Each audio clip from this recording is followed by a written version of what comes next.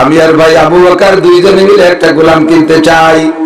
হুজুর বললেন, ওমর আপনি মেজাজি মানুষ, আমার আবু বকর নরম মেজাজের মানুষ, গোলামকে কাজে লাগানোর ব্যাপারে দুইজনের মধ্যে গ্যাঞ্জাম হবে, তখন এই ভালোবাসা আটতে যাই আর ছুটে যাবে। হযরত ওমর বললেন, হুজুর ওই ব্যাপারে নিশ্চিত থাকেন, সে ব্যাপারে নিশ্চিত থাকতে পারেন, খেদমত নিয়ে কোনোদিন গ্যাঞ্জাম হবে না। ওই গোলাম জীবন ভরে খাবে আমার বাড়ি, কাজ করবে আবু বকরের বাড়ি।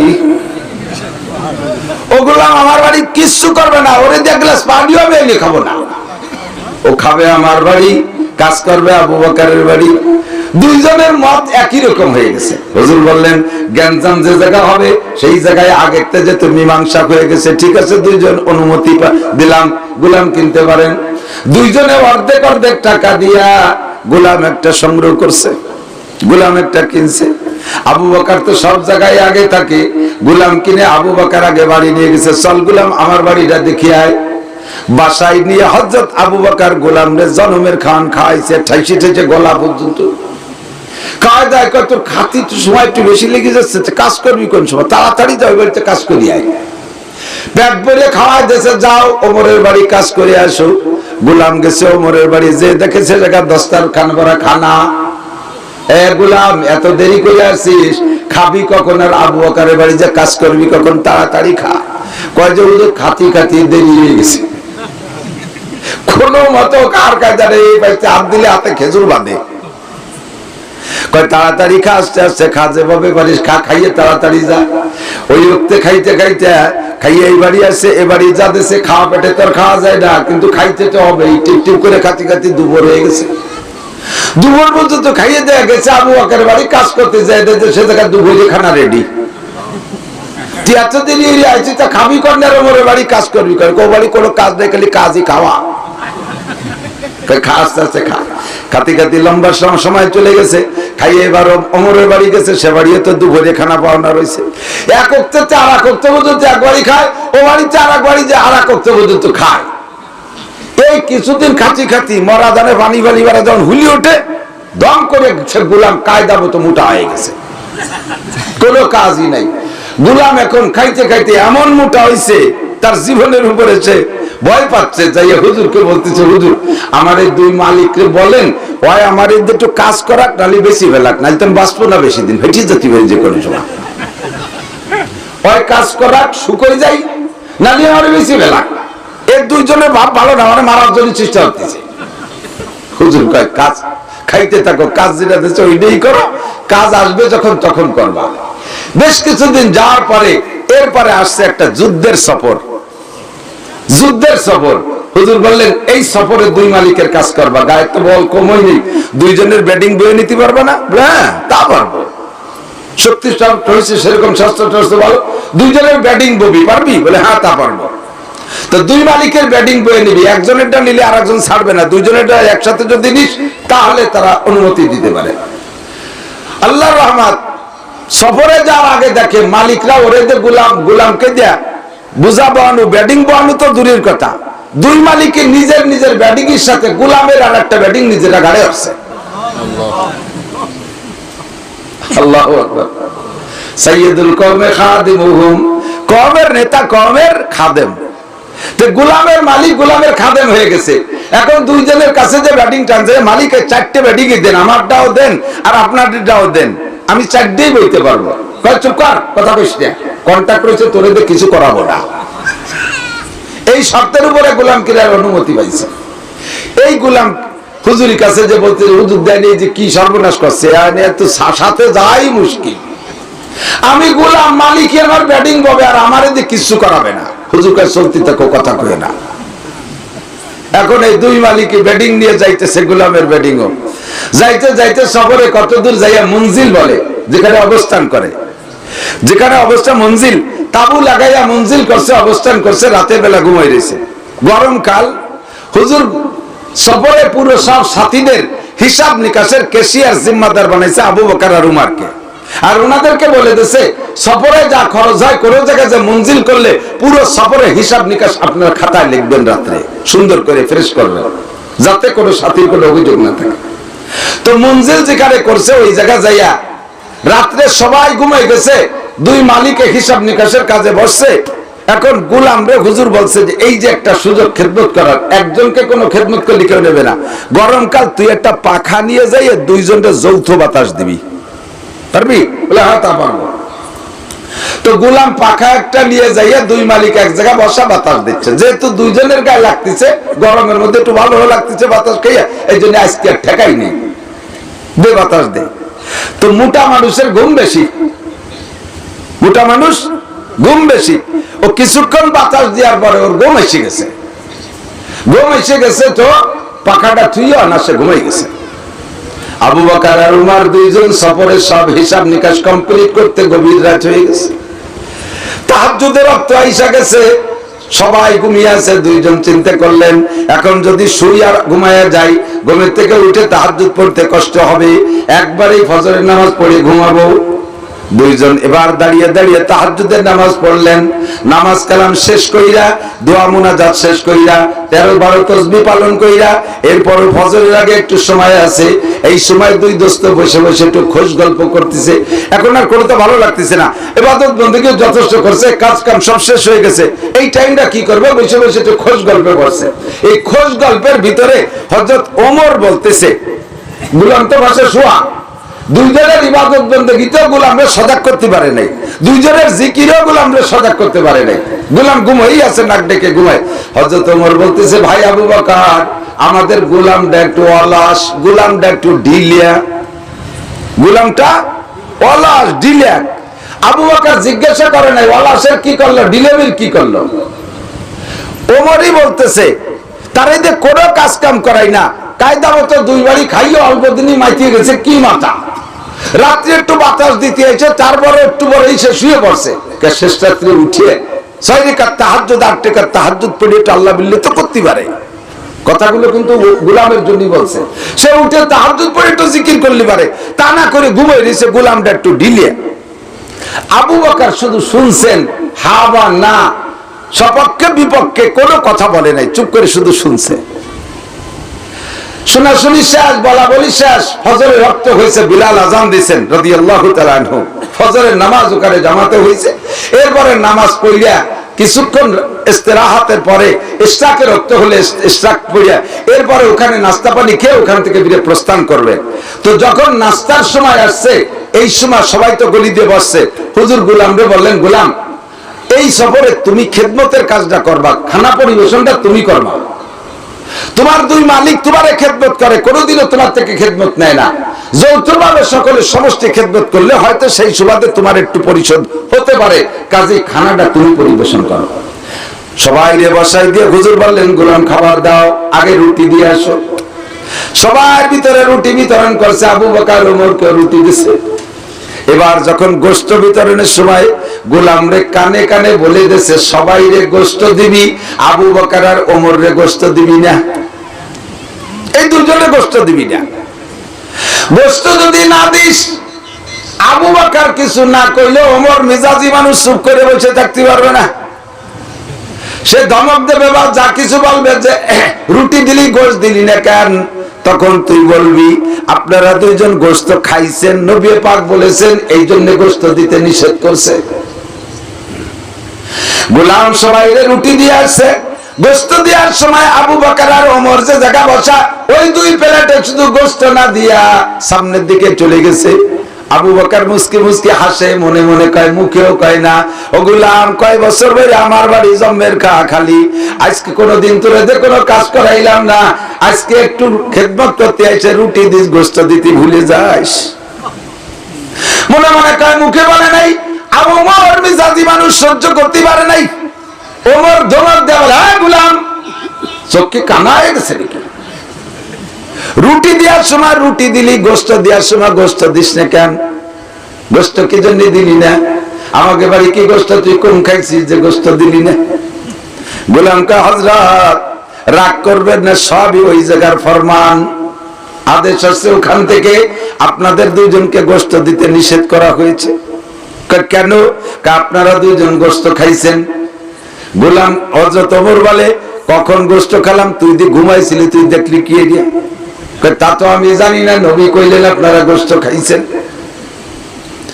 আবু বকর আর ওমর দুইজন চলে গেছে নবী পাকের কাছে, ওগো আল্লাহর নবী আপনারা কি বলছেন? আমরা দুইজন গোশত খেয়েছি। কখন গোশত খাইলাম? রাতের বেলা তো কখনো গোশত খাইনি। হুজুর আমাদেরকে গোলামকে খেদমতের ভিতরে নিষেধ করেছেন গোশত দিতে, আমরা নাকি গোশত খাইছি বলে। আল্লাহে মা কালদা লাহমান, আমরা অর্ধ রজনীতে এক টুকরা গোশত খাইনি। রাতের খানা তো যা খাইছি সবার সাথে খাইছি, এরপরে আর গোশত খাইনি। টোটাল রাতের কারগুজারি শুনাইলেন, রাত্রে এই করছি, গোশত খাইলাম কোন জায়গা? হুজুর বললেন ইয়া ওমর লা তাকসিম বাল তাহনিস, তুমি কসম খাইও না, কসম খাইলে মিথ্যাবাদী সাব্যস্ত হবা। অবশ্যই তোমরা দুইজন গোশত খাইছো। কয় কি গোশত খাইলাম? কয় গোশত খাইছো তোমরা দুইজন। কয় কোন গোশত খাইলাম? কয় এই গোলামের গোশত দুইজনে খাইছো। গোলাম এখন কান খাড়া বুঝছো? হুজুর কি কয়? হুজুর আমার দুই মালিক আমার গোশত খালো। ঘটনা কি? আবু বকর ওমর কয় হুজুর গোলাম তো জীবিত তাজা, ওর গোশত কোন জায়গাতে খালাম? ওর কোন জায়গাতে একটু কমি নেই। ও তো যেমন গোলাম মোটা গোলাম সেই রকমই আছে, গোশত কখন খাইলাম? রাতের বেলা আল্লাহ পাক জানাই দিয়েছেন নবী পাককে ওই কিসসা, ওই দুইজনের যা ঘটছে। মা ইয়ানতিকু আনিল হাওয়া ইন হুয়া ইল্লা ওয়াহয়ুহা, মুহাম্মদ হারগিজ না করতে তা না করতে জিবরাইল, জিবরাইল হারগিজ না করতে তা না করতে রব জলিল। যতক্ষণ আল্লাহর পক্ষ থেকে জিবরাইল নবীকে শিখায় না দেয়, নবী কোনো কথাই বলতে পারেন না। রাতের বেলা জিবরাইল এসে জানাই দিয়ে গেছে, ঘটনাই ঘটছে। এবার হুজুর বললেন রাতের বেলা গোশত খাইছেন, আপনারা কি রাতের বেলা কাহারও গীবত করছেন নাকি দেখেন? এবার দুইজন ঘামিয়ে গেছে, সবাই খায়, আপাত মস্তক দুইজন ঘামিয়ে গেছে, খাওয়া দাওয়া শেষ। কার গীবত করলাম, কখন করলাম? আবু বকর সারা রাতের কারগুজারি শুনাইলেন, তার ভিতরে পাওয়া যায় নাই। এবার ওমরের কারগুজারি শুনাইতে শুনাইতে লাস্টে এসে কয় হুজুর আমি এতটুকু কথা বলেছি। হুজুর কয় এইটুকি সর্বনাশ করছে, এইটুক গোলামের গীবত হয়ে গেছে। আবু বকর কয় হুজুর আমি, ওমর বলছে আমি তো বলি নাই, গোশত কিভাবে খাইলাম? হুজুর বললেন বিশ্বাস না হয় হলকমের মধ্যে আঙ্গুল ঢুকাই দিয়ে বমি করো। সামনে প্লেট দিয়েছে, দুইজন হলকমের মধ্যে গলার মধ্যে আঙ্গুল ঢুকাই দিয়ে বমি করছে, দর দর করে গোশত বেরোইছে। দুইজন পাগল হয়ে গেছে, হয়রান হয়ে গেছে। হুজুর এই গোশত কিভাবে ঢুকলো পেটে? হুজুর বলেন আমার আল্লাহ পাক মিথ্যে কথা বলেন না। ইয়া আইয়ুহাল্লাযীনা আমানু ইজতানিবু কাসীরাম মিনাদ-দান, হে ঈমানদাররা তোমরা মানুষের প্রতি কুধারণা করা থেকে নিজেকে নিচে বাঁচাও। অন্যের প্রতি কুধারণা করবা না, দেখেই মানুষের উপরে কোনো কুধারণা করবা না। ইন্না বাদাদ-দান্নি ইসমুন, কোন খেয়াল করেন, কোন কুধারণা গুনার দিকে নিয়ে যায়। আপনি মনে করছেন একজনকে দেখে, আসলে বাস্তবে সে ঘটে নাই। একেবারে একটা বাস্তব হকিয়া শুনে, কিসসা শেষ করার আগে একটা বাস্তব কথা শুনে। আমার পরিবারের সদস্য বাচ্চারা যখন ছোট ছিল, ওর মা সাংসারিক ছোট মোটো বাচ্চা কাচ্চা নিয়ে মাসে বা 2 মাস 6 মাস পর বাপের বাড়ি যাইতে সুযোগ পায় না। আর আমিও ব্যস্ত মানুষ, আমিও নিয়ে যেতে সুযোগ পাই না। আমার মাহফিলের সিজন শেষ হইলে ছেলে মেয়ে সবগুলোকে নিয়ে 1 সপ্তাহ বেড়ানোর ছুটি দেই, যাও বেড়ে আসলে বাপের বাড়িতে। তো একবার এভাবে ছুটি দিছে, আমার বাড়িটা ফাঁকা জায়গা, এরকম ফাঁকা জায়গা, 2টা ঘর। এখন তারাও চলে গেছে বেড়াইতে, আমি একা একা থাকতে ভয় পাই। এই জন্য পাশে আমার স্বাস্থ্য ভাই 2 ছেলেরে বললাম তোরা 2 ভাই একটু আমার বাড়ি পার দে। ওই স্বাস্থ্য ভাইদের সাথে আবার পারিবারিক ভাবে আমার একটু মনোকষা, একটু দ্বন্দ্ব আছে, মুরব্বীদের সাথে, ছেলে পেলেকে সাথে না। তো মুরব্বীদের সাথে যা থাকুক, ছেলেকে যা বলি তা তারা শোনে। ওরা 2জন এসে আমার ঘরে রয়েছে, ওরা এক ঘরে থাকে, আমি আর এক ঘরে থাকি। ওরা 1 সপ্তাহ থাকার পরে আমার পরিবার আসছে বাড়ি, আসার পরে এরা চলে গেছে। এখন আমার ওই বাড়ি এসে ঘরের ভিতরে ঝাড়ু দিছে, পাকা ঘর, সারা ঘর সিঁদুরে লাল লাল। সিঁদুর আছে না, সিন্দুর, হিন্দুরে সিন্দুর নেই, লাল, সারা ঘর সিন্দুরে লাল। এই লাল যখন সারা ঘর, যত ঝাড়ু দেয় তত বাড়ে, যত পানি দেয় তত বাড়ে। বয়তে আমাদের কাম সারা। আমার পেট খারাপ, তার পেট খারাপ, ছেলে মেয়ের পাতলা পায়খানা শুরু হয়ে গেছে। চিন্তায় পড়ে গেলাম, ঘটনা কি? ওরা 2জনকে 1 সপ্তাহ থাকে বাড়ি করে তদবির তালাবি করে তুই গেল নাকি? তাদের সাথে দ্বন্দ্ব আছে, করতেও পারে। গেলাম কয় কবিরাজের কাছে, কবিরাজরা তাজা তাজা কথা কয়, হ্যাঁ দুটো ছেলে এরকম এক সপ্তাহ আপনার ঘরে ছিল, তারা শ্মশানের এনেছে আর সিন্দুর ভরিয়ে নিয়ে ঘরে এইভাবে সব জায়গায় সবাই ঠিক গেছে, আপনাকে হায়াত আর দিন তিনি আছেন, 3 দিন পরে আপনার মারা যাবে। 3 দিনের মধ্যে তকবীর তাহলে ফিরেন দরকার না, ফিরেন দেওয়ার বয়স নাই। কিভাবে গনে গনে মিলে যাচ্ছে কথায় কথায়। আমি তো তাদের প্রতি উদাহরণ আগের তা করিয়ে বসে রয়েছি, ওরা এই কাম করছে। আবার কবিরাজও কয় এই মরবো আর 3 দিন আছে মরার বাকি, মরার আগে ঘর বাড়ি একটু সাফ করে ধুয়ে যাচ্ছে, এর মধ্যে দিয়ে যে মাছ আসছে ইন্দুর মরা গন্ধ আসতেছে, তাহলে ইন্দুরও কি আমাদের সাথে মরলো নাকি? এই মরা ইন্দুর তালাশ করতে যে দেখি মাছার উপরে যে ধান ছোয়া গুলা ছিল, ধান শেষ হয়ে গেছে, গুলা রয়েছে ওর ভিতরে।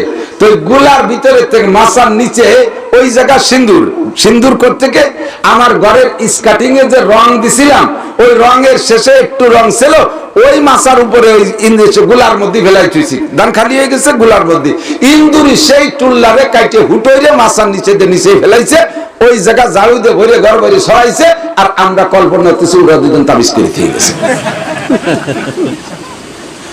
যদি এই টুল্লা না পাইতাম তাহলে এই ধারণাটা তাদের দিকে যা করছে সম্পূর্ণ গুনাহ কিনা কথা বলেন।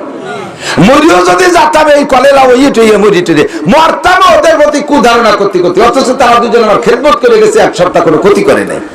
এই জন্য আল্লাহ বলেন ইন্না বাদাযান্নি ইসমুন, কিছু কিছু ধারণা আছে গুনার দিকে টেনে নেয়। ওয়ালা ইয়াগতাব বাদুকুম বাদা, তোমরা একে অপরের গীবাত করো না।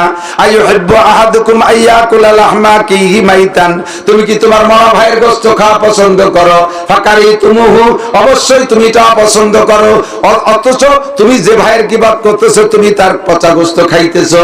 আবু বকর ওমর, আল্লাহ পাক মিথ্যা কথা বলে না। তুমি গলার মধ্যে আঙ্গুল দিয়ে বমি করো, দুইজনকে যে বমি করাইছে, দুইজনের মুখ থেকে এই গোশত বের হইছে, দুইজন কানতে কানতে পাগল হয়ে গেছে, স্টক করার মতো নরম দিল মানুষ। কি করে যায় হুজুর, তারও বাঁচার উপায় কি? গুলাম চোখে দেখতেছে। হুজুর বললেন তোমরা আজ হিলে মুঝসে ইন্তেকাম, বরোজে কিয়ামত না রखे ये काम, खुदा पास मुझको रदालत ना हो, बरोजे कियामत खजालत ना हो। ও ওমর, আবু বকর, আমার সাথে জান্নাতে প্রথম যে 10 জন মানুষ প্রবেশ করবে তার ভিতরে 1 নম্বর তুমি আবু বকর, 2 নম্বর তুমি ওমর। এই দুইজনকে জান্নাত থেকে জান্নাতে যাওয়া থেকে ঠেকানোর মতো আপাতত আমার চোখে কিছুই দেখতেছি না। একমাত্র যদি জান্নাত থেকে ঠেকায় তাহলে এই গোলাম তোমাদেরকে ঠেকাবে। যতক্ষণ পর্যন্ত গোলাম তোমাদেরকে ক্ষমা না করবে অতক্ষণ পর্যন্ত জান্নাতে যাইতে পারবে না।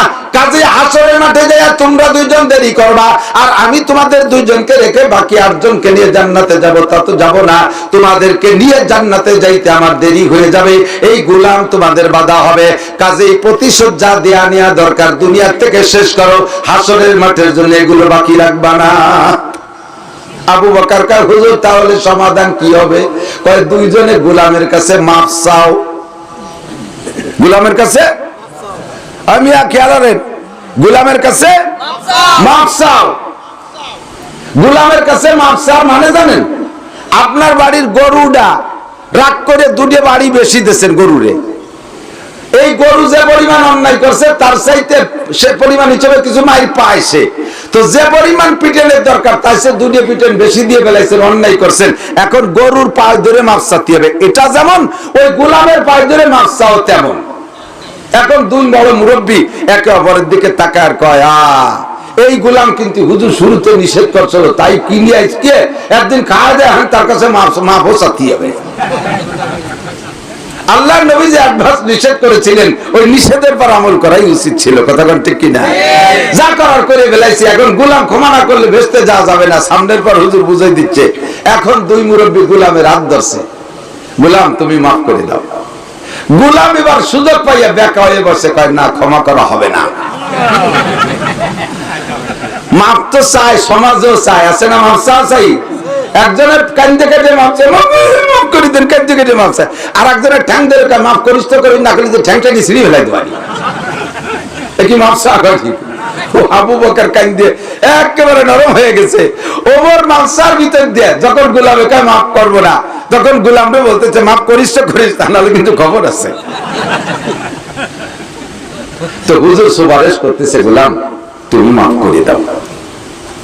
গোলাম বলতেছে, হুজুর যদি আপনি অর্ডার করেন তাহলে আমি মাফ করে দেব, আর যদি সুপারিশ করেন তাহলে সুপারিশ এটা তো আমার হক নষ্ট করছে, আপনারও না আল্লাহরও না, আমার হক নষ্ট করছে।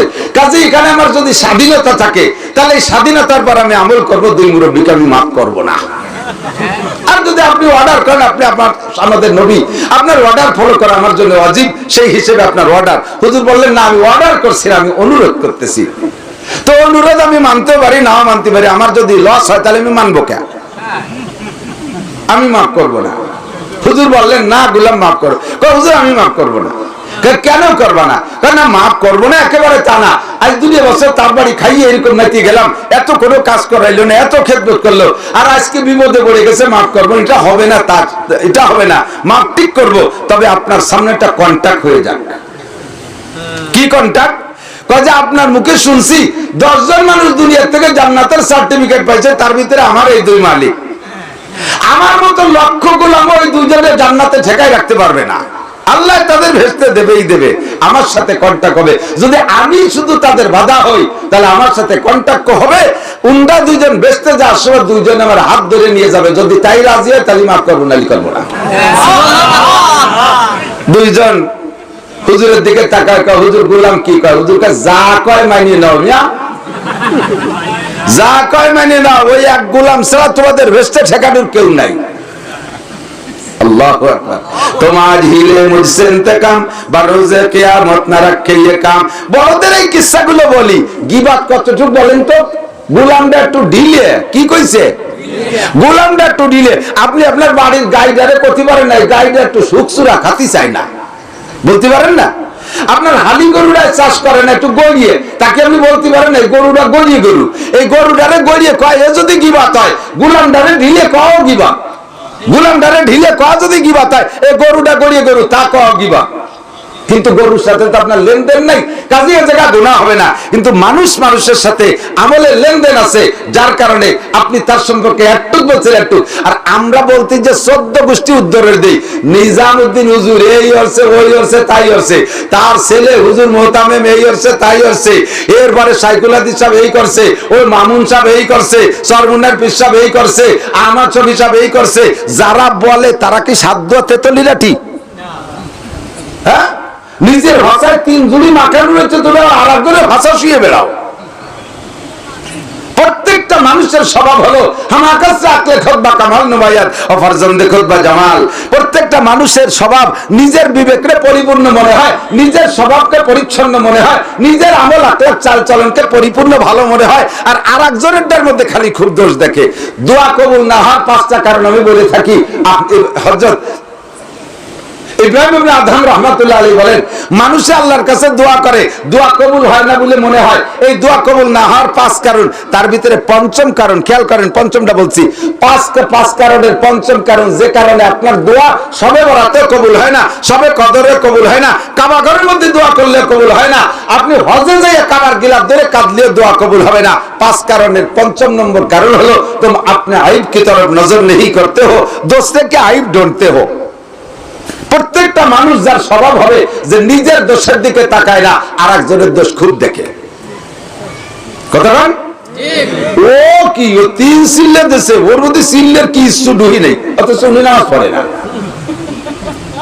আমরা নামাজ না বললেও হুজুর গেছে ভালো আছি, আমরা এমন কি করছি আল্লাহ বেচতে না দিয়ে পারবে না, হুজুররা করিয়ে গেল নাকি, কি বা অন্যায় করছি, হয়তো একটু সুদে কারবার করি, সর্বোচ্চ নামাজ যাই না পড়ি না, বেশি বেশি একটু ঘুষ খাই, আর সুযোগ পাইলে একটু জিনা করি, আর মাসে 2 থেকে 5 দিন মদ খাই, তার চেয়ে বেশি তোর খাই না।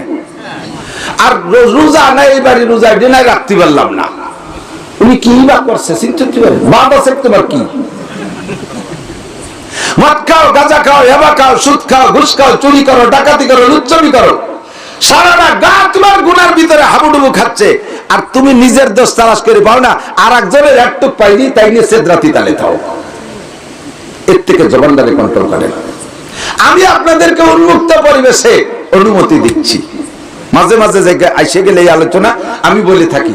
আপনারা যারা আমার সামনে আছেন, মোহাব্বত করেন, ভালোবাসেন, আমি দেশি মানুষ হলেও আমার বয়ান আপনারা শোনেন, আপনারা ভালোবাসেন, এই ভালোবাসার খাতিরে আপনাদেরকে একটা অনুমতি দিচ্ছি, আমি মাওলানা নাসিরের যদি কোনো দোষ আপনার জানা থাকে এইটা একটু আমার আড়ালে বলা বলি করবেন, এর নাম গীবত।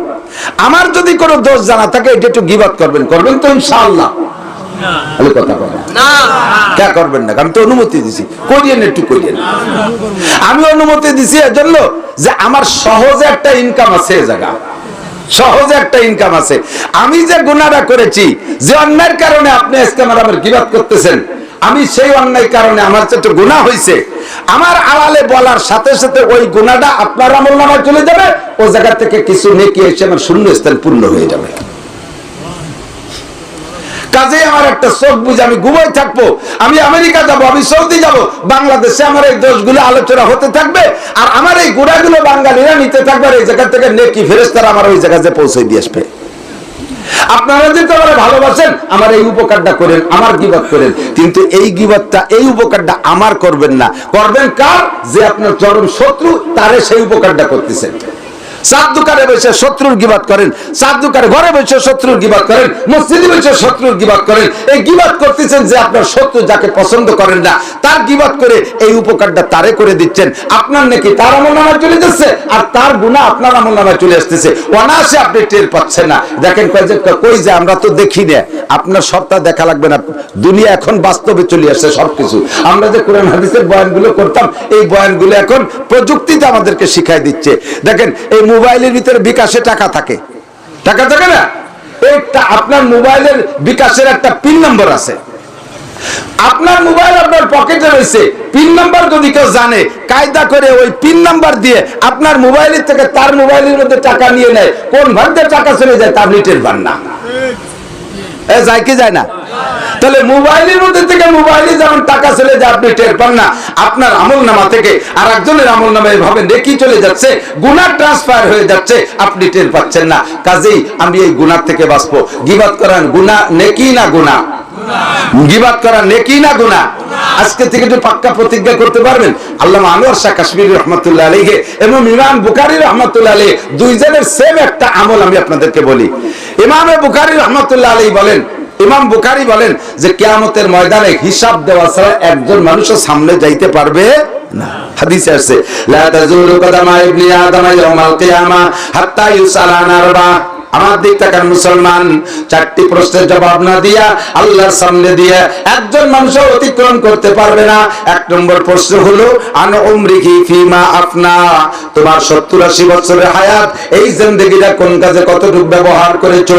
একটু বলে যাও বান্দা, দুনিয়ার জন্য কতটুকু ব্যবহার করেছো, আখিরাতের জন্য কতটুকু সময় দিয়েছো, মসজিদের মধ্যে কতটুকু দিয়েছো, মাদ্রাসার মধ্যে কতটুকু সময় দিয়েছো, দাওয়াত ও তাবলীগের জন্য কতটুকু দিয়েছো, কোরআন তিলাওয়াতের জন্য কতটুকু সময় দিয়েছো, আইএবিএম এ বিসিএস পাস করার জন্য কতটুকু সময় দিয়েছো, জান্নাত কামাই করার জন্য দিনের কাছে জিকির ফিকির তাসবিহ তাহলিল তাহাজ্জুদ ইশরাক চাষের মধ্যে কতটুকু সময় দিয়েছো, গান বাজনা থিয়েটার সিনেমা আর মুরগির ফার্ম আর দুনিয়ার ব্যবসা বাণিজ্যের জন্য কতটুকু সময় দিয়েছো?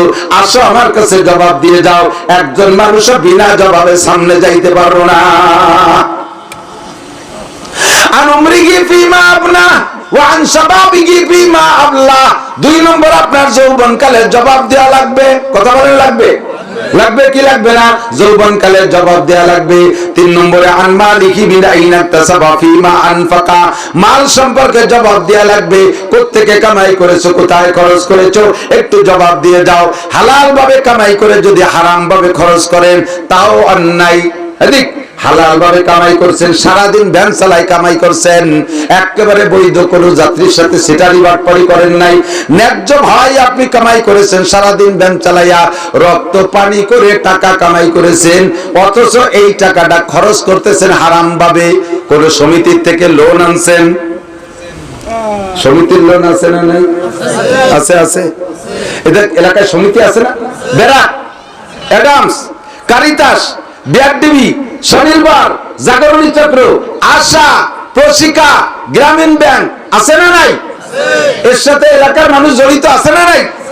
অবশ্যই আছে। যারা এই সুদে কারবার করতেছেন প্রত্যেক সপ্তাহে একবার তাদের কিস্তি দেওয়া লাগে কি লাগে না? নূহ নবীর কিস্তির চেয়ে বড় কিস্তি। সারা সপ্তাহ ধরে ভ্যান চালাইয়া কিষান কামলা দিয়া কষ্ট করে রক্ত পানি করে টাকা কামাই করেছেন, চাকরি করে বৈধ টাকা কামাই করে সপ্তাহে শনিবারে যাইয়া রবিবারে যাইয়া আপনি সুদে কিস্তি পরিশোধ করতেছেন। এটা আপনি হালাল ভাবে কামাই করে হারাম ভাবে খরচ করলেন। আবার চুরি করে ডাকাতি করে সুদ খাইয়া ঘুষ খাইয়া কামাই করে আপনি মসজিদ একটা বানাই দিচ্ছেন। আল্লাহ কয় তো সুদে টাকার মসজিদের বুকা না আমি। কতক্ষণ তুমি সুদে টাকা ঘুষে টাকা চোরা টাকা ডাকাতি করার টাকা দিয়া কাবা ঘরের গিলাপ বানাই দিয়েছো। আমি আল্লাহ তোমার ওই গিলাপের প্রত্যাশী না। তুমি হারাম ভাবে কামাই করে হালাল ভাবে অন্যায় ভাবে খরচ করতেছো, এটাও অন্যায়। আবার হালাল ভাবে কামাই করে হারাম জায়গা খরচ করছে, এটাও অন্যায়। মাল সম্পর্কে জবাব দিয়ে যাও। ফিমা আনফাকা।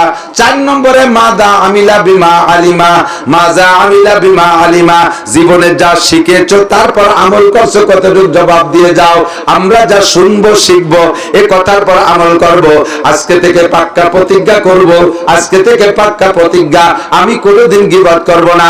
ইমামে বুখারী রাহমাতুল্লাহ আলাইহি বলেন, কিয়ামতের ময়দানে 4 প্রশ্নের জবাব না দিয়া কেউ পার হইতে পারবে না। আমি ইমাম বুখারীকে জবাব দেয়া লাগবে। তবে আমার বিশ্বাস আল্লাহ পাক অন্য গুনাহ আমাকে আটকাইতে পারলো, গীবতের গুনাহ আমাকে আটকাইতে পারবে না। কত বড় চ্যালেঞ্জ আর কত বড় গ্যারান্টি! আমার জীবনে গীবতের গুনাহ আমাকে আটকাইতে পারবে না, বলতে পারবো কেউ? কয়জন আছেন গীবত করেন নাই? আল্লামা আনোয়ার শাহ কাশ্মীরি সদস্য বুজুর রহমাতুল্লাহ আলাইহির উস্তাদ, আমাদের আখেরি সিলসিলায় আয়েশা সবচেয়ে বড় মুহাদ্দিস, সারা পৃথিবীর সবচেয়ে বড় মুহাদ্দিস আনোয়ার শাহ কাশ্মীরি রহমাতুল্লাহ আলাইহি বলেন, আল্লাহ পাক আমাকে অন্য গুনার হিসাবে আটকাইলো, ইনশাআল্লাহ আমাকে গীবতের গুনাহে আটকাইতে পারবে না। উনি কাহারও কোনোদিন গীবত করেন নাই। যে সকল গুনাহগুলো সহজে আমার মধ্যে চলে আসে আমি টের পাই না, তার ভিতরে অন্যতম একটা গুনাহ হলো গীবত। আর একটা গুনাহ আছে রানিং গুনাহ। বলবো নাকি? রানিং গুনাহ, গুনাহ জারিয়া, শয়নে স্বপনে ঘুমন্ত অবস্থায়, নামাজরত অবস্থায়, জিকিররত অবস্থায়, খানা খাচ্ছেন সে অবস্থায়, তিলাওয়াত করতেছেন সে অবস্থায়, কাবা ঘর তওয়াফ করতেছেন সে অবস্থায়ও আপনার আমলনামায় ওই গুনাহটা লেখা হতে থাকে। বুঝেন নাই? নামাজ পড়তেছেন, নামাজের নেকি হলে হবে, ফাঁকে ওই গুনাহটা লেখা হচ্ছে। কোরআন শরীফ তিলাওয়াত করতেছেন, তিলাওয়াতের নেকি হবে, ফাঁকে ওই গুনাহটা লেখা হতে আছে। সেই গুনাহটা হলো দাড়ি কাটা গুনাহ, পুরুষের দাড়ি কাটা গুনাহ। একটু লক্ষ্য করেন, কান খাড়া করেন, যারা দাড়ি কাটেন খেয়াল করেন দোস্ত, যে আপনার মুখে যদি 1000 দাড়ি থাকে, দাড়ি তো গুনাহ নাই, কয়টা আছে? আছে নাকি? অনুমানে ধরে নেন যদি 1000 দাড়ি আপনার মুখে থাকে, সবগুলো দাড়ি আপনি কেটে ফেলানোর নিয়তে যখন ব্লেড আর খুর লাগাইছেন, প্রত্যেক একটা দাড়ির বিনিময়ে আপনাকে একটা করে কবিরা গুনাহ দেওয়া হবে। 1000 কবিরা গুনাহ, 1000 দাড়ি সমান 1000 কবিরা গুনাহ। যদি দাড়ি 2000 হয় 2000 কবিরা গুনাহ, যদি দাড়ি 5000 হয় 5000 কবিরা গুনাহ, আর 1000 দাড়ি হলে 1000 কবিরা গুনাহ। একটা কবিরা গুনাহ 7000 বছর জাহান্নাম, একটা কবিরা গুনাহ 7000 বছর জাহান্নাম। 1000 গুণ 7000 সমান 7 লক্ষ বছর জাহান্নাম। মুখের সম্পূর্ণ দাড়িকে ব্লেড দিয়ে কাইটা ফেলতে সর্বোচ্চ 2 মিনিট সময় লাগে। এই 2 মিনিটে আপনি 1000 কবিরা গুনাহ ইনকাম করেছেন, 7 লক্ষ বছর জাহান্নাম আপনি ক্রয় করে নিয়েছেন। এবার একবার কেটে ফেলাইছেন, ফিরে সামনের সপ্তাহে আরেকবার কাটবেন, সেই দিন গুনাহ লেখা হবে তা না। এই কেটে ফেলানোর পরে তওবা করে দাড়ি রাখার সিদ্ধান্ত নেওয়ার আগ পর্যন্ত প্রত্যেক 2 মিনিটে দাড়ি সংখ্যা পরিমাণ কবিরা গুনাহ লেখা হইতে আছে। আপনি ঘুমাই রইছেন, ওই গুনাহ লেখা হচ্ছে। তিলাওয়াত করছেন, গুনাহ লেখা হচ্ছে। নামাজ পড়তেছেন, তার মধ্যে লেখা হচ্ছে। খানা খাইতেছেন, তার মধ্যে লেখা হচ্ছে। জিকির করতেছেন, জিকিরের নেকি হইতে পারে, ফাঁকে আপনার এই গুনাহটা লেখা হইতেছে। কাজেই এই সহজে যে গুনাহগুলো আপনার আসতে আছে, একটু তওবা করেন, একটু তওবা করেন, একটু তওবা করেন, আল্লাহ পাক সব গুনাহ থেকে আপনাকে ক্ষমা করে দিবে। সহজে সুসংবাদ দেই, এ তো শুধু ভয়ই দিলাম। আল্লাহ পাক নবী পাক সাল্লাল্লাহু আলাইহি ওয়াসাল্লামকে ডেকে বলেন, ইয়া আইয়ুহান নবী, হে আমার নবী, ইন্না আরসালনাকা শাহিদান। খুব লক্ষ্য, ইন্না আরসালনাকা শাহিদান, আপনাকে উম্মতের পক্ষে বিপক্ষে সাক্ষী দেওয়ার জন্য সাক্ষ্য হিসেবে দুনিয়ায় পাঠিয়েছি। চোখের সামনে যা দেখেন সবগুলো ভালো করে পর্যবেক্ষণ করবেন। কিয়ামতের ময়দানে আপনি উম্মতের পক্ষে বিপক্ষে যেভাবে সাক্ষী দেবেন, আমি আল্লাহ তাআলা বিচারটা সেভাবে করব। এদিকে খেয়াল করেন, বিচার বিশ্লেষণ পদ্ধতি, বিচার পদ্ধতি দুনিয়ায়ও যেমন, হাসরের মাঠেও তেমন। একজন জজ সাহেব, আমাদের গোপালগঞ্জ জজ কোর্টের দায়রা জজ, উনি আসছেন, আপনাদের এই জায়গাতে যাইতেছে, দুইজন যুবক এই জায়গা মারামারি লাগাইছে, একজন বইটে দিয়ে লাঠি দিয়ে বাড়ি দিয়ে আর একজনের মাথা ফাটায় ফেলাই দিচ্ছে জজের সামনে। জজের সামনে জায়গায় ডেড মারা গেছে। জজের সাথে পুলিশ ছিল, সে পুলিশটাও দেখতেছে। এই পুলিশে ওই মুহূর্তে এই আসামিটারে কিন্তু অ্যারেস্ট করবে না। অ্যারেস্ট করার একটা সিস্টেম আছে। যারা হত্যা হয়ে গেছে বাদী পক্ষ হইয়া, তারা যাই আমরা কোর্টে মামলা দেবে, এরপরে পুলিশ আসবে, পুলিশ এসে আসামিকে খুঁজে ধরে দেবে। কিন্তু স্পটে জজের সামনে ওই লোকটারে মেরে দিয়েছে, জজ তো ইনি এই কোর্টে বিচার করবে, ওই মামলা ওনারই কোর্টে যাবে, তারপরে উনি বিচার করবে, ফাঁসি দিক আর যাবজ্জীবন দিক দেবে। আর সেই ঘটনা জজের সামনে রাস্তায় ঘটে গেছে। জজ সাহেব কি এই জায়গা বিচার করে যায় নাকি কোর্টে যে বিচার করে? বোঝে নাই, কোর্টে যে বিচার করে না। এবার কোর্টে যে যখন জজ তার এজলাসে বসে, তখন বাদী পক্ষ আসামি পক্ষ দুইয়ের পক্ষে উকিল দাঁড়ায়। এত জেনুইন চোখের সামনে স্পট মার্ডার জজ সাহেব নিজেই দেখছেন। সে জায়গাও যদি আসামি পক্ষে ভালো ধারালো উকিল হয়, সে যদি কায়দা বায়দা করে জজ সাহেবরে বুঝিয়ে দিতে পারে, বাস্তবে বুঝিয়ে দিয়ে বিপরীত পক্ষের উকিলরে হারায় দিতে পারে, তাহলে এত বড় জেনুইন মার্ডার কেসও সে বেকসুর খালাস হয়ে যেতে পারে। পারে কি পারে না? দুনিয়ার বিচার ব্যবস্থা যেমন, কিয়ামতের ময়দানে আল্লাহ তাআলার বিচার ইজলাসে বসবেন, আল্লাহ সব দেখতেছে। কে কোন জায়গায় গাঁজা খাও, কে কোন জায়গায় মদ খাও, কে কোন জায়গায় ব্যবসায় ফাঁকি দাও, কে কোন জায়গায় জেনা করো, আই ঠেলো আর যাও দলিল করো, নামাজ পড়ো না রোজা রাখো নাই, সব আল্লাহ দেখে কি দেখে না? কিরামান কাতিবিনের দরকার নাই, আল্লাহর কোনো সাক্ষীরও দরকার নাই। বিচারপতি তো আল্লাহ, আর মালিক ইয়াউমিদ্দিন, আল্লাহ কার বিচার দিনের মালিক আমি আল্লাহ। আমি সব দেখি, শাহেদ আমি আল্লাহ দেখি, সামিউন বাসির আমি শুনিও দেখি। আমার এই দেখার শোনা হিসেবে আমি বিচার করব না। হে নবী, কিয়ামতের ময়দানে আপনি উম্মতের পক্ষে বিপক্ষে সাক্ষী দেবেন। আপনি যেমন সাক্ষী দিবেন, যেমন ওকালতি করবেন, আমি আল্লাহ তাআলা ওই রকম বিচার করব। আপনি সত্য সাক্ষী। হাসরের মাঠে আল্লাহ পাক একবার সিদ্ধান্ত নেছে, একেবারে সহজে সহজে ক্ষমা করে দিচ্ছে হাজার হাজার মানুষকে। জিজ্ঞেস, তোমার নাম কি? আবু বকর। যাও বেহেশতে আমার আবু বকরের সাথে। কন্যা সুবহানাল্লাহ। তোমার নাম কি? আয়েশা। যা আমার আয়েশার সাথে বেহেশতে চলে যাও। নামে নামে মিলে যাচ্ছে, এভাবে পার করে দিচ্ছে। হাজার হাজার মানুষকে, লক্ষ লক্ষ মানুষকে মাফ করে দেওয়ার পরে হঠাৎ করে একটা লোকের দিকে সামনে ফেরেশতারা ডেকে আনার পরে আল্লাহ পাক করে জিজ্ঞেস, ফেরেশতারা এর আমলনামা দেখো। তো ওই লোক বলতেছে, আল্লাহ আমলনামা দেখায় লাভ নাই। আল্লাহ তারাই বলবে, ইকরা কিতাবাকা কাফা বিনাফসিকা আল-ইয়াওমা আলাইকা হাসিবা, তোমার আমলনামা তুমি দেখো। তো কয় আল্লাহ আমলনামা দেখেও লাভ নাই, দেখাও লাভ নাই, ওর মধ্যে কিচ্ছু নাই। আমার আমলনামা তো আমি জানি, জীবনে একটা আসার খাইয়ে বললে পশ্চিম দিক পড়ি নাই, রমজানে একটা রোজাও রাখি নাই, যত গুনাহ আছে সব করছি, কোন নেকির কাছে যাই নাই, খাতা দেহে লাভ নাই। তুমি যদি এমনি মাফ করে দাও দিতে পারো। আল্লাহ কয় অত আল্লাহ দে জায়গা না। একটু আগে যাকে যাকে মাফ করছি তাই তুমি একেবারে ফিরি মাফ করে দাও, কিছু তো থাকতেই হবে। ওর কোন জায়গায় কিছু পাইলে যখন ফেরেশতাদেরকে বলে খুজুহু ফাগুল্লু সুম্মা জাহিমা সাল্লু, দারুণে পিটপুড়ায় দিয়ে টান দিয়ে জাহান্নামে নিয়ে ফেলা। ফেরেশতারা এবার পায়ে শিকল দিয়ে টান দিয়ে যখন ফেলাই দেবে, নবী আলাইহিস সালাতু ওয়াস সালাম বাম পাশে বসে দেখতেছে যে কোনোভাবে দেখি বাঁচানোর কোনো কায়দা করা যায় না, উকালতি কিছু একটু করা যায় নাকি। তো আগাগুলা দেখে দেখে যে কোন জায়গা ভালো তেমন কিছু না, কিন্তু কোন ফাঁকে ওই লোকটার মুখে লম্বা দাড়ি, মুখে লম্বা দাড়ি। এই লোক, যে লোক নামাজ নাই, রোজা নাই, হজ নাই, যাকাত নাই, ফরজ নাই, ওয়াজিব নাই, কোনো কিছু ধারে না। ও যে দাড়ি রাখছে, ও সুন্নতের মুহাব্বতও রাখি নাই। ও দাড়ি রাখছে জন্মের কিরপিন, দাড়ি কাটতে পয়সা লাগে, সেই পয়সা খরচের বাইতে রেখে দিয়েছে, তাই রয়ে গেছে। এই দাড়িও কাজে লেগে গেছে। যখন ফেরেশতারা টান দিয়ে জাহান্নামের দিকে নিচ্ছে, তখন ওই মুখে দাড়ির দিকে তাকাইয়া হুজুর আলাইহিস সালাম আল্লাহর কাছে ডাকলেন, আল্লাহ।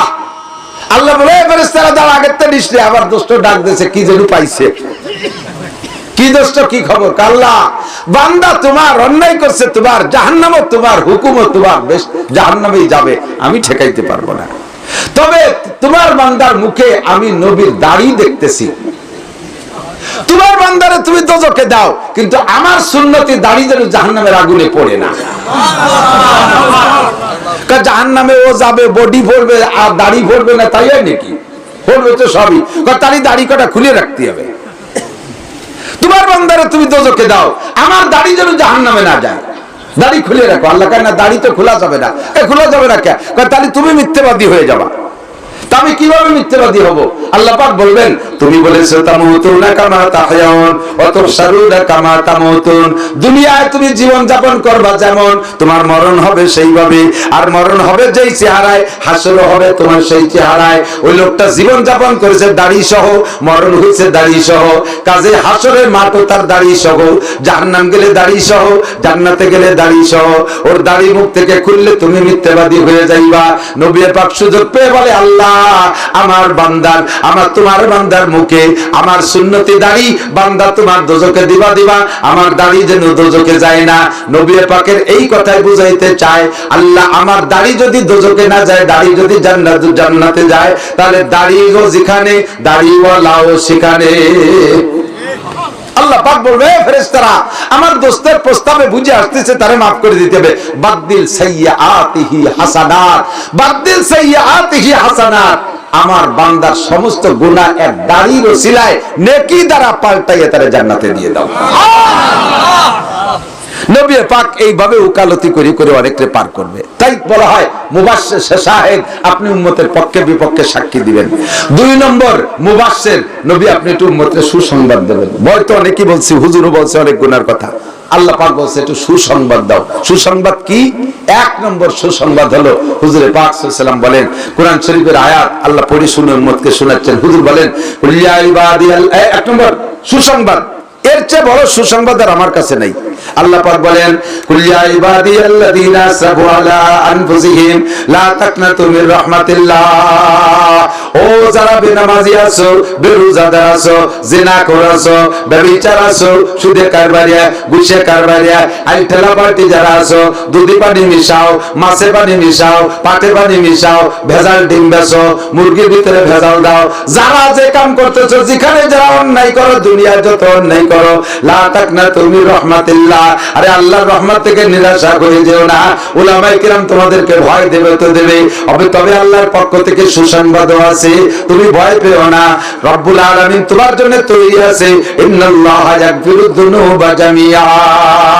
তোমার জীবনে যত গুনাহ করেছো, জামিয়া মানে সব, জীবনে ছোট বড় যত গুনাহ করেছো, সমস্ত গুনাহ আল্লাহ তাআলা ক্ষমা করে দেওয়ার সিদ্ধান্ত নিয়েছে। আল্লাহ সব গুনাহ মাফ করে। আরে ভাই, খুশি হলেন না? মনে হয় সুবহানাল্লাহ একটু জোরে বলো না। আপনার গুনাহ মাফ করে দেবে, এই কথাটা আপনি কেন খুশি হবেন না? আপনাকে কোটি কোটি নেকি দেওয়ার চাইতে একটা গুনাহ মাফ করে দেয়া বড় পুরস্কার। কথা বুঝেন? আপনাকে কোটি কোটি নেকি দেওয়ার চেয়ে একটা গুনাহ মাফ করে দেয়া, কারণ একটা গুনায় 7000 বছর জাহান্নামে পোড়া লাগবে, ওই পোড়া তো জাহান্নামের আগুনে 1 সেকেন্ডও সহ্য করতে পারবো না। কাজেই আমার নেকি দেওয়ার চাইতে গুনাহ মাফ করে দেওয়াটা বড় পুরস্কার, ঠিক কি না? একটা লোক সরকারের বেশ ভালো কাজ করছে, সরকারের পক্ষে কাজ করছে, সরকার খুশি হয়ে তার 1 কোটি টাকা পুরস্কার দেওয়ার সিদ্ধান্ত নিয়েছে। তো পুরস্কার দেবে যেদিন, তারিখ একটা ঘোষণা হয়েছে, অমুক দিন প্রধানমন্ত্রী নিজে হাতে অমুকরে 1 কোটি টাকা পুরস্কার দেবে, সে দলের জন্য এই করছে। আবার ওই লোকটার একটা মামলা রয়েছে কোর্টে, এই মামলাটা রায় হয়ে গেছে, সেই মামলায় তার ফাঁসির অর্ডার হয়ে গেছে। যেদিন সকালবেলা তারে 1 কোটি টাকা পুরস্কার দেবে, সেই দিন দুপুর বেলা তার ফাঁসি হয়ে যাবে। তো বলেন, এই 1 কোটি টাকা পায় যে আনন্দ ছিল, তা কি আর তার থাকবে? সে যদি মানুষ হয় তাহলে কি বলবে, যে আমার ওই 1 কোটি টাকাও দাবি ছেড়ে দিলাম, আমার স্থাবর সম্পদ যা আছে সব দাবি ছেড়ে দিলাম, আমার ফাঁসির থেকে বাঁচায় দেন, ঠিক কিনা? আপনাকে জান্নাত দেবে, নেকি দেবে, এটা তো থাকবেই, কিন্তু তার আগে আপনার জীবনে সমস্ত গুনাহ মাফ করে দেয়। শর্ত হলো আল্লাহ পাক বলেন ইদাফলাহুল আযাবু ইয়াওমাল কিয়ামাতি ওয়া ইয়াকলু ফীহি মুহানা ইল্লা মান তাবা ওয়া আমানা ওয়া আমিলা আমালান সালিহা ফাউলাইকা ইউবাদদিলুল্লাহু সাইয়্যাতিহিম হাসানাত। হে বান্দা, তোমরা যারা জীবন ভরে গুনাহ করেছো নিরাশা হয়ে যাও না। আজকে রাতে যে বিছানায় ডান কাতে শুইয়া আজকে রাতে থেকে আমলটা করে ফেলেন। আজকে রাতে আমল নগদ আমল, এদিক থেকে নগদ আমল। আজকে রাতে যে ডান কাতে শুবেন, পারলে বিছানার যদি সন্দেহ থাকে যে পাক না না পাক, পাল্টায় একটা পাক বিছানা, একটা পবিত্র বিছানা বিছায় নেবেন। পারলে ওযু করবেন, না পারলে কমপক্ষে মাটি দিয়ে তায়াম্মুম কইরা, পারলে উত্তর শীতের শুবেন। বাংলাদেশ থেকে উত্তর দিক মাথা দিয়ে শুইয়া ডান কাতে শুবেন। হাতটাকে ডান হাতটারে কানের নিচে গালের নিচে দিয়ে চক্ষু বন্ধ করে অন্তর থেকে 3 বার আপনি ইস্তেগফার পড়বেন। আর জীবনে যত গুনাহ আছে সমস্ত গুনার দিকে কল্পনা করবেন, এই গুনাহ করেছি, এই গুনাহ করেছি, এই গুনাহ করেছি, এইগুলো রানিং আছে, এইগুলো আগে করেছি, এইগুলো বর্তমান আছে। এই সব গুনাহকে কল্পনা করে জীবনের শেষ ঘুম মনে করে আপনি ঘুমের পরে সকালে উঠতেও পারেন, নাও পারেন। কারণ ঘুমের যে দোয়া, সে দোয়াটা হলো মরণের অঙ্গীকার। আল্লাহুম্মা বিসমিকা আমুতু, আল্লাহ তোমার নামে মরিতেছি। আমুতু মানে কি? মরিতেছি। এই মরণের পরে, ঘুমের পরে আর উঠতেও পারি, নাও পারি। জীবনের শেষ ঘুম হতে পারে, উঠার পরে আর তওবা করার সুযোগ নাও পেতে পারি। কাজে এমন ভাবে আপনি প্রতিজ্ঞা করবেন, আমার জীবনের শেষ ঘুম, আমি জীবনে যত গুনাহ করেছি, আস্তাগফিরুল্লাহাল্লাযী লা ইলাহা ইল্লা হুয়াল হাইয়ুল কাইয়্যুম ওয়া আতুবু ইলাইহি। খাস অন্তর থেকে গুনাহকে ছেড়ে দেওয়ার নিয়তে আর জীবদ্দশায় কোনোদিন গুনাহ করব না, এমন পাক্কা প্রতিজ্ঞা কইরা আপনি অন্তর থেকে 3 বার যদি আপনি আস্তাগফিরুল্লাহাল্লাযী লা ইলাহা ইল্লা হুয়াল হাইয়ুল কাইয়্যুম ওয়া আতুবু ইলাইহি, বুখারী শরীফের হাদিস, মিশকাত শরীফে আছে, আল্লাহর নবী বলেন এইভাবে যদি তওবা করো তাহলে তোমার আমলনামায় পৃথিবীতে যত গাছের পাতা আছে, গাছে যত পাতা আছে এত সংখ্যক যদি গুনাহ হয়, পৃথিবীতে যত বালু কণা আছে এত সংখ্যক যদি তোমার গুনাহ হয়, কাদাদি জাবাদিল বাহার, সারা দুনিয়ায় পানিতে যত কণা আছে এত কণা সংখ্যা পরিমাণে যদি তোমার গুনাহ হয়, এমনকি 3টে মিলে যত সংখ্যা হবে এত যদি তোমার গুনাহ হয়, মাত্র 3 বার আস্তাগফিরুল্লাহাল্লাযী পড়লে সমস্ত গুনাহ আল্লাহ পাক ক্ষমা করিয়া দেয়। একটা গুনাহ থাকবে না, খোদার কসম একটা গুনাহ, শিরকি গুনাহ থাকবে না। ফ্রেশ তওবা, আমি আর শিরিক করব না, আমি আর শিরিক করব না, পাক্কা প্রতিজ্ঞা। ওয়া আমিলা আমালান সালিহা, এরপরে পরবর্তীতে জিন্দেগিতে নেক আমল করার সিদ্ধান্ত নিয়ে আপনি ঘুমাবেন। ফাউলাইকা ইউবাদদিলুল্লাহ, গুনাহ তো মাফ হবেই হবে। আল্লাহ পাকের একটা স্বভাব হলো বান্দাকে যদি গুনাহ মাফ করে দেয়, ওই গুনাহ মাফ করে দেওয়া পর্যন্ত শেষ না। গুনাহ মাফ করে, গুনাহটা একটা খাতায় লেখা থাকে, বাম পাশের খাতায় লেখা থাকে, এই খাতা থেকে গুনাহগুলো মুছে দিয়ে ওই সংখ্যা পরিমাণ নেকি আল্লাহ তাআলা আমলনামায় লিখে দেয়। সেই কথা এই আয়াতের মধ্যে বলেন ফাউলাইকা ইউবাদদিলুল্লাহু সাইয়্যাতিহিম হাসানাত, তওবা করার দ্বারা বিগত জীবনের সব গুনাহ ক্ষমা করে দিয়ে গুনাহ সংখ্যা পরিমাণ নেকি আমলনামায় জমা হয়ে যায়। এর চেয়ে বড় সুসংবাদ আমার কাছে নাই। তো দোস্ত, আজকে রাতে আমার জানা গুনাহগুলোর থেকে একটু তওবা করা যাবে? মনের থেকে। যারা দাড়ি কাটছেন তারা আগে দাড়ি কাটার গুনাহ থেকে তওবা করে যে আর দাড়ি কাটবো না। যে কয়জন দাড়ি রাখছে সেই কয়জন কয় কাটবো না। যারা কাটে তারা একজনও কই নেই। রাখালার তো রেখেই দিয়েছেন, কাটা আলাদা সিদ্ধান্ত নেন, কিয়ামতে নবী পাকের সুপারিশ নিয়ে জান্নাতে যাবেন। কোন সুবহানাল্লাহ। আর নামাজ কাজা করব না, সিদ্ধান্ত নেওয়া যাবে। যারা নামাজ পড়ে তারা সিদ্ধান্ত নিচ্ছে, যারা পড়ে না তারা কথা পায় না। আর কোনদিন নামাজ ছাড়বো না, জামাতে নামাজ পড়বো। এবার আসেন সুসংবাদ 2 নম্বরটা। আগের নবীর উম্মত যে যতটুকু আমল করছে আল্লাহ তার আমল বিনিময়ে সমপরিমাণ নেকি দিয়েছে। আর মাওলানা ওমর ফারুকও বলেছে আমার নবীর উম্মতের ফজিলত হলো প্রত্যেকটা আমলের বিনিময়ে কমপক্ষে 10 গুণ। বলবেন না সুবহানাল্লাহ, আলহামদুলিল্লাহ? একবার বলেন আল্লাহ, 4000 নেকি। লা ইলাহা ইল্লাল্লাহ, 4000 নেকি। আমল করবেন কম, সওয়াব পাবেন, ইবাদত কম, নেকি বেশি, ডিউটি কম, বেতন বেশি। জামাতের সাথে মসজিদে গিয়ে নামাজ পড়বেন। একা একা নামাজ পড়বেন না, ঘেরের মধ্যে নামাজ পড়বেন না, দোকানপাটে পড়বেন না, সাধ্য অনুযায়ী মসজিদে।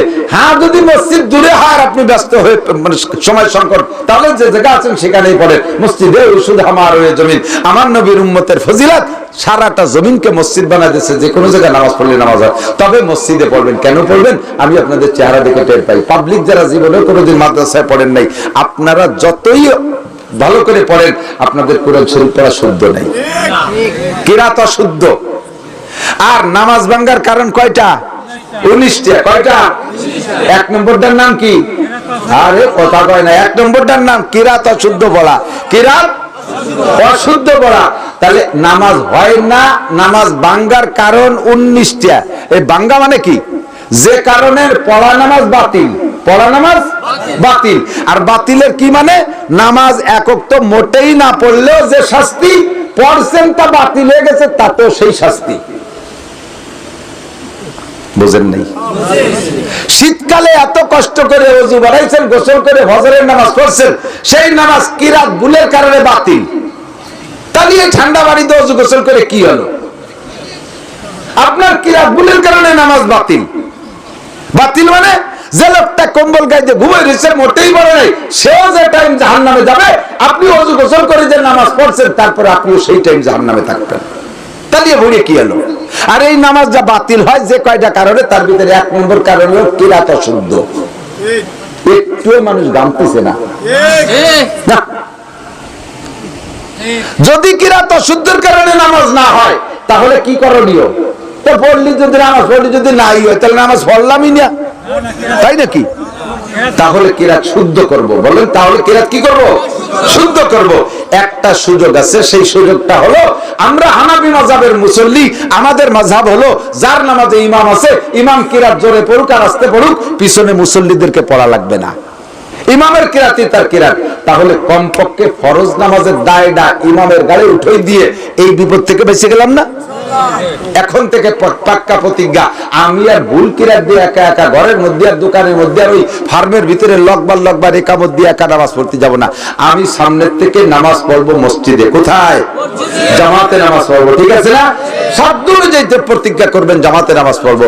এখন আপনারা পুরুষরা মসজিদে যে বেঁচে গেলেন, মহিলারা কোন জায়গায় যাবেন? মহিলারা মসজিদে যাবে না, মহিলারা মসজিদে যাবে না। আর কিরাত পুরুষে গলত পড়ুক আর মহিলায় গলত পড়ুক, প্রত্যেকের নামাজ কিরাত গলতের কারণে বাতিল হয়ে যায়। আপনার বুঝে আসবে। একটু উদাহরণ বলি, যেমন নামাজের মধ্যে শুধু কিরাত না, অন্য জায়গা ভুল করলে নামাজ বাতিল হয়। দোয়া কুনুত পড়েন না? দোয়া কুনুতে কি পড়েন? একটা অংশ বলি, ওয়ানাশকুরুকা, একটু পড়েন আমার সাথে, ওয়ালা নাকফুরুকা। আল্লাহ তোমার অসংখ্য নিয়ামত খেয়ে ব্যবহার করে শুকর আদায় করি। ওয়ালা নাকফুরুকা, তোমার কুফরি করব না, নাফরমানি করব না, তোমার নাশুকরি করব না। এলো দোয়া কুনুত। আপনি বলছেন ওয়ানাশকুরুকা, ওয়ালা নাকফুরুকা, ওয়ানাখলাউ, ওয়ানাতরুকু, দমাদম মারিয়ে দিয়েছেন। এর তরজমা কি হয়েছে জানেন? ওয়ানাশকুরুকা, এতদিন শুকর আদায় করছি, ওয়ালা নাকফুরুকা, সামনে তো অবশ্যই কুফরি করব, অবশ্যই কুফরি করবো, না ফরমানি করবো, আর শুকর আদায় করতে পারবো না। অবশ্যই লামে তাকিদ, ঈমান থাকবে, ঈমান থাকবে। নামাজ তো দূরের কথা, ঈমানই থাকবে না, যদিও এটা কিরাত না, কিন্তু দোয়া কুনুত। কিন্তু কথাটা বলি ফেলেছেন, নামাজের মধ্যে তোমার শুকর আদায় করবো না, কুফরি করবো না, ফরমানি করবো। এই জন্য আপনাকে সব শুদ্ধ করে শিখতে হবে, সব শুদ্ধ করে শিখতে হবে। মোটে মানুষকে উদ্বুদ্ধ করতেই পারতেছি না, শিখানোর জন্য মোটে মানুষকে উৎসাহিত করতেই পারতেছি না। এখন কমপক্ষে ফরজ নামাজটা তো ইমামের পিছনে পড়ে আসলে এই দায়টা তো এই জায়গা থেকে সেরে আসতে পারলাম। কাজেই জামাতে নামাজ পড়বো। ঠিক আছে না? ইনশাআল্লাহ আল্লাহ তৌফিক দান করুন। ফাঁকে লাভ কত? সুসংবাদ আর একটা শোনেন।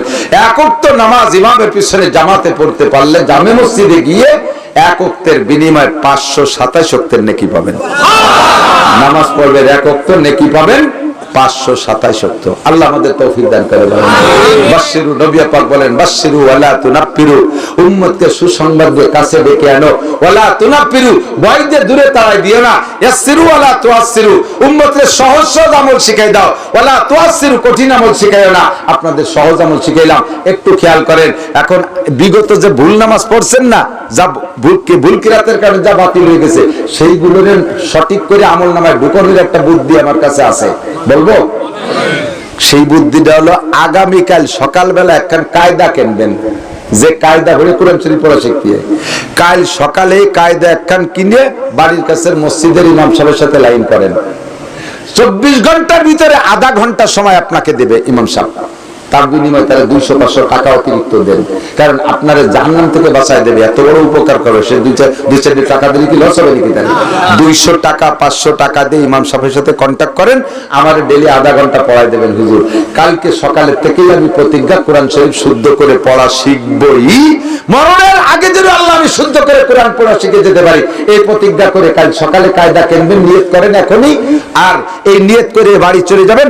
রাতের বেলা যদি আপনি কায়দা কেনার আগেও মরে যান, আজকে রাত্রেও যদি আপনি মারা যান কায়দা কেনার আগে, কিন্তু নিয়ত করছেন এখনই, তাহলে আল্লাহ তাআলা বিগত জীবনের সমস্ত ভুল নামাজকে শুদ্ধ করে আমলনামায় ভরে দেবে। তবে যদি সিটারি করেন যে কইছি যখন আল্লাহ আজ না কাল, কাল না বলছো যাক 2 দিন সামনে বার কিনবানি, আল্লাহকে তোমার মতো সিটারে আমি চিনি বাটপার, ওই দুকাবাজি করে তুমি পার পেয়ে যেতে চাচ্ছ, ওই সব চলবে না। একটু প্রতিজ্ঞা। আমার ঢাকার হুজুর রহমতুল্লাহ, গড়ডাঙ্গার মুহাদ্দিস সাইগুলা, ঢাকার হুজুর রহমতুল্লাহ জীবনের শেষ দিকে এসে ওয়াজ করার জন্য সব ভুলে গেছে, কিছু মনে নেই। এত বড় আলেম, 4-5টা কথা বলতেন, তার ভিতরে একটা কথা বলতেন যে তুমি প্রতিজ্ঞা করেন যে আমি মরার আগে চেষ্টা করব শুদ্ধ করে কোরআন শরীফ পড়া শিখবো। 2 নম্বরে আমি দাড়ি কাটবো না, 3 নম্বরে নামাজ কাজা করবো না, 4 নম্বরে টাকনুসিয়ে প্যান্ট পাজামা লুঙ্গি পরবো না। এটা কিন্তু মহা গুনাহ। বড় বড় আলেমও ধরা পড়ে যাবে। আল্লাহর নবী বলেন লা ইয়ানজু, কি বলে, মানজারা ইজারাহু ওয়া তারা লাম ইয়ানজুরিল্লাহু ইয়াওমাল কিয়ামা মাসফারা বিল কাবাইন ফাহুয়া ফিন নার। টাকনুর নিচে যে কাপড়টুক চলে যাবে, টাকনু সহ ওই কাপড় সহ টুক জাহান্নামে। আল্লাহ পাক ওই লোকটার দিকে ফিরেও তাকাবে না। এই কয়েকটা গুনাহ থেকে হুজুর বাঁচার জন্য বলতেন, তার ভিতরে তাকিদ দিতেন খুব জরুরি ভাবে যে কোরআন শরীফ শুদ্ধ করে পড়া শেখেন, কোরআন শরীফ শুদ্ধ করে পড়া শেখেন। আমাদের মা বোন যারা আছে তাদেরকে মহিলা মাদ্রাসায় যে কোরআন শরীফ পড়া শিক্ষা দেওয়ার ব্যবস্থা করেন। আল্লাহ তাআলা আমাদের এই সুসংবাদ নিয়ে দুনিয়া থেকে যা তৌফিক দান করে, বলেন আমিন। আর আরেকটা সুসংবাদ মাওলানাও বলেছে, আর ঈদগাহ থেকে শুনতে শুনতে আসছেন, জুমার দিনে ইমাম সাহেবরা বলছে শাওয়াল মাসে 6 রোজা, 6 রোজা মানে 38 রোজা মানে সারা বছর রোজা রাখার নেকি। এটা সহজ আমলের একটা ব্যবস্থা। দিন এখনো এতটা বড় হয়ে পারে নাই, আল্লাহর রহমতে গরমও খুব বেশি না। যদি পারেন চেষ্টা করেন, ইনশাআল্লাহ এই বিশাল নেকি নিয়ে যাইতে পারবেন। আল্লাহ তাআলা আমাদের সকলকে তৌফিক দান করে। সবাই বলে আমিন। সবাই বলে মহিলা মাদ্রাসা আছে, আপনাদের মেয়েদেরকে মহিলা মাদ্রাসা কি বারেতে এই সোমবারের থেকে ভর্তি শুরু হবে। বাচ্চাদেরকে সেখানে দিয়ে দেন, আপনাদের মেয়েরা কোরআন শরীফ, ছোট ছোট মেয়েদের ব্রেন খুব ভালো, ওদের জবান খুব ভালো, খুব সুন্দর ভাবে ওরা কোরআন শরীফ পড়া শেখে। আল্লাহর রহমতে দিয়ে দেন, শিখতে পারবে। আল্লাহ কবুল করুক। সবাই বলে আমিন। আমরা দুরূদ শরীফ বলি, আল্লাহুম্মা সাল্লি আলা মুহাম্মাদ ওয়া আলা আলি মুহাম্মাদ কামা সাল্লাইতা আলা ইব্রাহিম ওয়া আলা আলি ইব্রাহিম ইন্নাকা হামিদুম মাজিদ।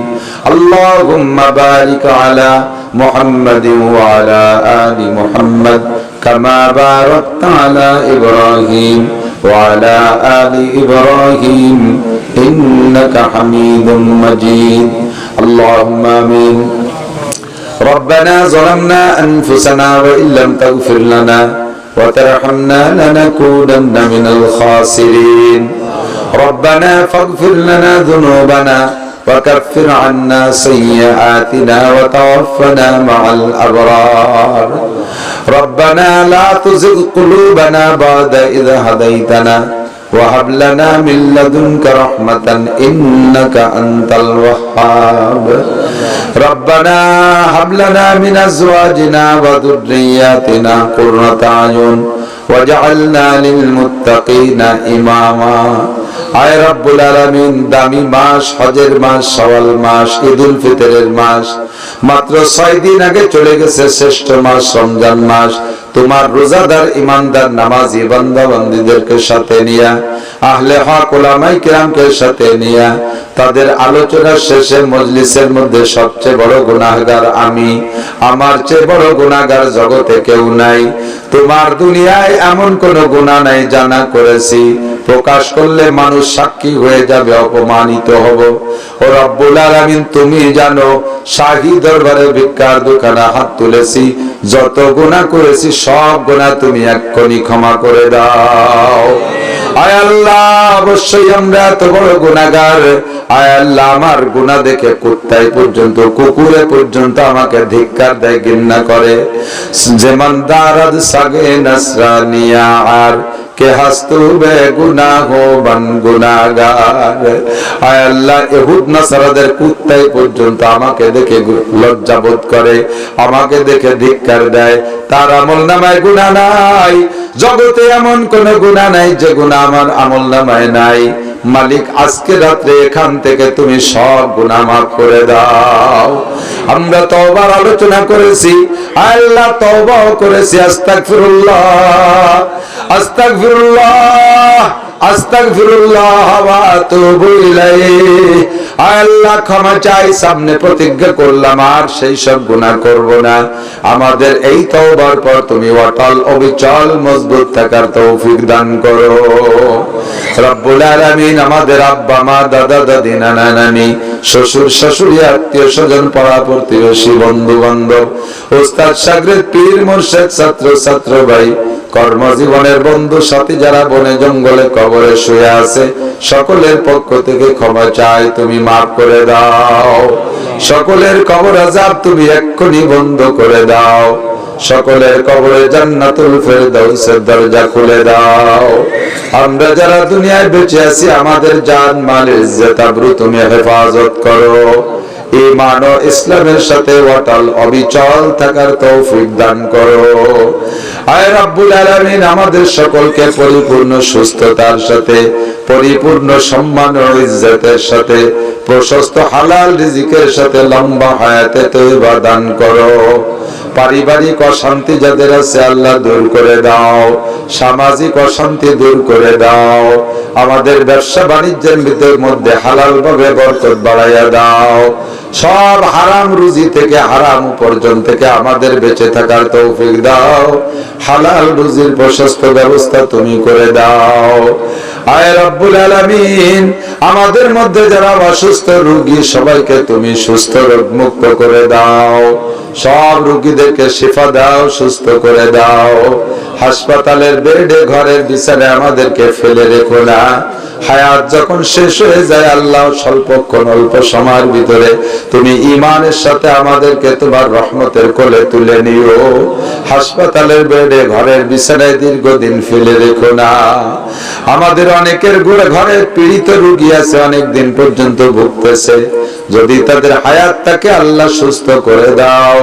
যদি সুস্থতা মঞ্জুর না থাকে তাহলে ঘরে ফেলাই কষ্ট না দিয়া ঈমানের সাথে তোমার রহমতের কোলে তুলে নাও। মাহফিলের ইন্তজাম যারা করেছে আল্লাহ তাদের আমলনামা নেকি দ্বারা ভরপুর করে দাও। টাকা দিয়ে, পয়সা দিয়ে, কথা দিয়ে, শক্তি দিয়ে, শ্রম দিয়ে পরিশ্রম করেছে, সহযোগিতা করেছে আল্লাহ তাদেরকে তুমি আনসার সাহাবাদের সাথে জান্নাতি করে দিও। মা বোনরা মেহমানদের জন্য রান্না বান্না করে খেদমত করেছে, পরিবেশন করে আয় আল্লাহ তাদের আমলনামা নেকি দ্বারা ভরপুর করে দাও। মহিলাদেরকে খাস পর্দা করার তৌফিক দান করো।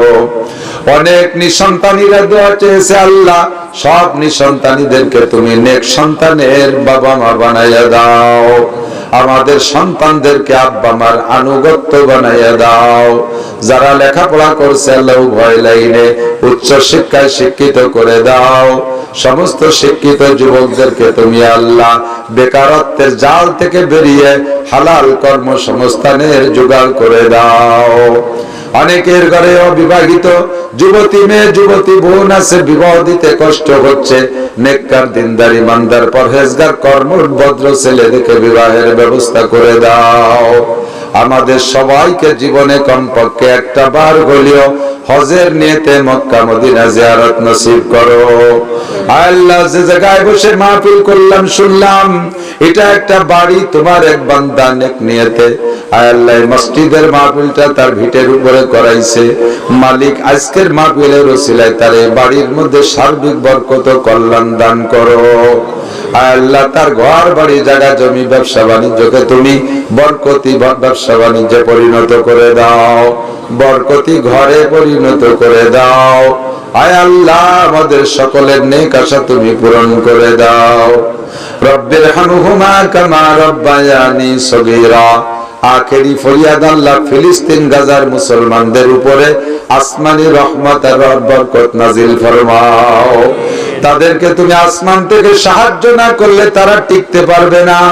কি পরিমাণ মানুষ চলে গেল, কত বাচ্চা এতিম হয়ে গেল, কত মায়ের কোল খালি হয়ে গেল, কত যুবক চলে গেল, কত রক্ত মুসলমান, কত মসজিদ শেষ হয়ে গেল। আল্লাহ তুমি আর কত দেখবা? ইহুদ নাসারা ডোনাল্ড ট্রাম্প নেতানিয়াহুর বংশকে আল্লাহ তুমি ধ্বংস করে দাও। মুসলমানদের উপরে আসমানি রহমত নাজিল ফরমাও। আয় আল্লাহ বাইতুল মুকাদ্দাস মুসলমানদের কবজায় এনে দাও। আয় আল্লাহ তুমি বাংলাদেশকে সমস্ত ষড়যন্ত্র থেকে হেফাজত করো। এই দেশের মুসলমানদের জান মাল ঈমান আমল যেই দলের হাতে নিরাপদ থাকবে তাদের হাতে রাষ্ট্র ক্ষমতা দিয়ে দাও। যারা দেশের খেয়ানত করবে, ধর্মের খেয়ানত করবে, জাতির খেয়ানত করবে, এই জাতি থেকে তুমি দেশকে হেফাজত করো। রব্বিরহামহুমা কামা রব্বায়ানি সগীরা রব্বি জিদনি ইলমান নাফিআ। সাল্লাল্লাহু তাআলা আলা খায়রি খালকিহি মুহাম্মাদিন ওয়া আলিহি ওয়া আসহাবিহি আজমাইন বিরহমাতিকা ইয়া আরহামার রাহিমিন। আসসালামু আলাইকুম। আমরা হলে তো বন্ধ